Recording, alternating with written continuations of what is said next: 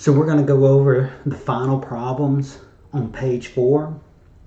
These final problems, you're going to have to use a lot of information that you've already learned about. The things that we talked about on page 3 about the laws of exponents. That's if things have the same base and you multiply, you can add your exponents.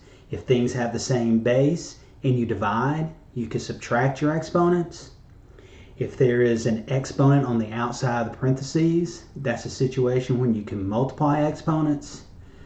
And your order of operations. You're going to have to remember all those things to be able to do these final 3 problems, 7, 8, and 9. So what I've done is I've made some problems that look like those last 3, and we're going to go over that.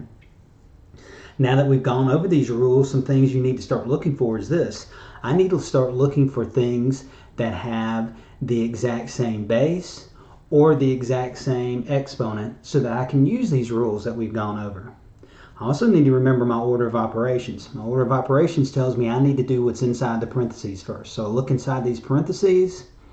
I don't have the same base and I don't have the same exponent. So I can't multiply using these rules what's inside the parentheses.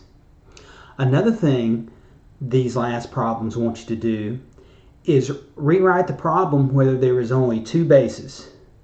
For this situation, I need to get it to where there is a 4 and a 10 as my only bases.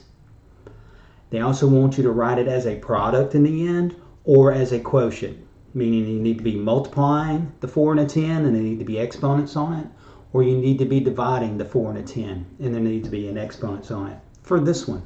So my order of operations again tells me I need to do what's inside the parentheses, and I can't use either one of these rules. Don't have the same base, don't have the same exponent. Next thing I need to look for then is this. I said, okay, after I do what's inside the parentheses, I need to look at exponents. So this is a situation where I can multiply exponents. I can multiply these 2 exponents and I can multiply these 2 exponents. Since there is an exponent on the outside of the parentheses, I can multiply. So I'm going to leave this 4 to the 3rd power. I'm going to write my base of 10. I'm going to multiply these 2 together. 3 times 4 is 12. Times, write down my base right here. 2 times 4 is 8. So I've used that rule where I can multiply exponents if there's an exponent on the outside of the parentheses. Next, I need to start looking for the exact same exponent or the exact same base. And right here, I have the exact same base. If you have the exact same base, what can I do with these exponents? I can add them together since I'm multiplying. So I'm going to write this 4 as my base, and I'm going to take this one and multiply them together because I'm multiplying all 3 of these. These are the 2 I can multiply together and use these rules that we went over. 3 plus 8 is 11 times 10 to the 12th power. This is as far as I go with this. Since it didn't say evaluate, I don't have to evaluate these exponents. They wanted me to leave my answer as a product or a quotient where I have 2 powers. And here I have 2 powers. 4 to the 11th power and 10 to the 12th power. I look at the very beginning and look at my bases and realize I need to have a 10 and a 4 in my answer. Let's look at this next one.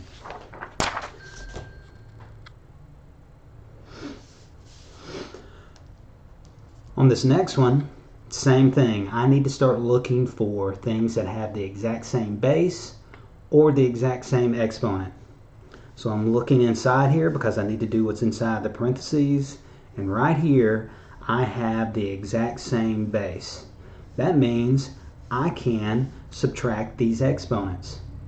Since we have not gone over negative exponents, and that's the next thing that they need us to do is go over negative exponents, I'm going to rewrite this in expanded form. This is 9 to the 3rd power. That's 9 times 9 times 9. And I'm doing this to show you what's happening here. 9 times 9 times 9 times 5 to the 2nd power divided by I have 4 9s in the bottom. 9 times 9 times 9 times 9, all raised to the second power. So once I showed this, this is kind of what's going on in my head as I'm working this one right here. For every 9 in the top, it kind of cancels out every 9 in the bottom, because 9 divided by 9 is 1.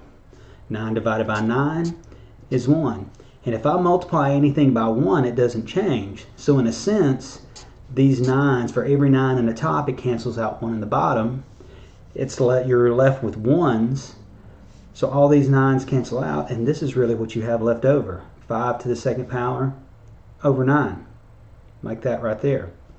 So 5 to the second power over 9, or divided by 9 squared.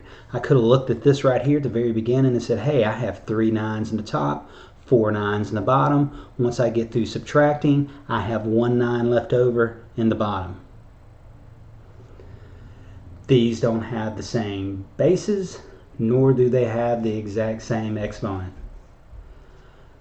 I can still apply this rule of multiplying exponents because there's an exponent on the outside of the parentheses. I can apply it to the top and I can apply it to the bottom, and that's what I'm going to do. Instead of 5 to the second power, 2 times 2 is 4. 9 has an exponent of 1 sitting right there. 1 times 2, that's as far as I can go. I've got a quotient here. A quotient of 2 powers. 5 to the 4th power, 9 to the 2nd power. So let's try another one like this one right here. I'm not going to expand this one out. This one looks kind of like the one we just did. Again, I look inside the parentheses. Inside the parentheses, I look for things that have the exact same exponent or the exact same base. Right here, the exact same base. What I'm going to do is I'm going to apply what we did before. I have 5 as a base and a 5 as a base right here. That means I can subtract these. 7 minus 5 is 2. It's almost like I've got 7 5s in the top and 5 5s in the bottom. Once I get through subtracting, I have how many 5s left over? 2.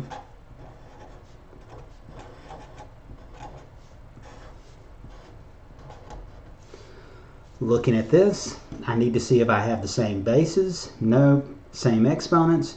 No. I can't combine these together. So what I'm going to do is I'm going to use my rule about multiplying my exponents together. 2 times 9, that's going to be 5 to the 18th power times, write my next base down, multiply these together, 6 times 9, 54. This is a product of 2 different powers. So these are some examples like the ones at the bottom. Let's try to work those down at the bottom. 7, 8, and 9.